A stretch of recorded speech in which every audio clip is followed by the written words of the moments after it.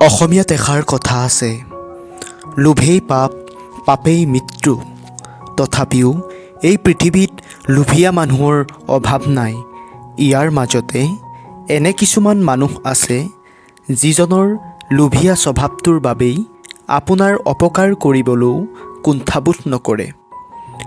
আজি এই ভিডিঅ'টোত মই আপোনালোকক লোভীয়া মানুহ কেনেদৰে চিনিব পাৰিব তাৰ 4টা সৰু টিপছ দিম, যাৰ দ্বাৰা আপুনি লোভীয়া মানুহ চিনি পোৱাত সহায় হ'ব। আশা কৰোঁ ভিডিঅ'টো শেষলৈকে চাব। প্ৰথমটো হৈছে, এনে প্ৰকৃতিৰ মানুহ সকলোৰে লগত মিলি থাকে যদিও য'ত তেওঁ বেছি লাভ হোৱাৰ সুযোগ থাকে তালৈ তৎক্ষণাত যাবলৈ কুণ্ঠাবোধ নকৰে। আচলতে এনে লোকক সুবিধাবাদী শ্ৰেণীত ৰখা উচিত। এনেধৰণৰ মানুহ কেতিয়াও অলপতে সন্তুষ্ট নহয়, কাৰণ এনেধৰণৰ মানুহ স্বাৰ্থ সিদ্ধিৰ বাবে আপোনাৰ কাষলৈ আহে। দ্বিতীয়তে, এনে স্বভাৱ থকা মানুহে সকলো কামতে খৰধৰ কৰা দেখা যায়। তেওঁ যিকোনো এটা কাম কৰাৰ সময়ত অনেক কামত একেলগে মনোনিৱেশ কৰে, সেইবাবেই তেওঁ সকলো কামতে খৰখেদা কৰা দেখা যায়। আচলতে এনে লোকৰ সকলো কামতে লোভৰ প্ৰভাৱ পৰা দেখা যায়। তৃতীয়তে, এনে লোকে বেছিকৈ কথা কৈ ভাল পায়।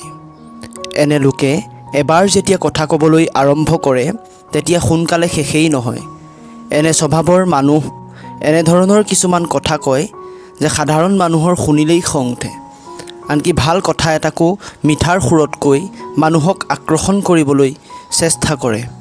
এনে প্ৰকৃতিৰ মানুহে যিকোনো বিষয়ৰ ওপৰত সম্যক জ্ঞান লৈও কথা ক'বলৈ দ্বিধাবোধ নকৰে।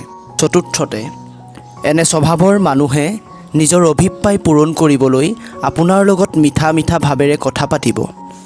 আপোনাৰ লগত ভাল হৈ থাকি যিকোনো মুহূৰ্তত আপোনাক বিপদৰ মাজলৈ ঠেলি দিব পাৰে।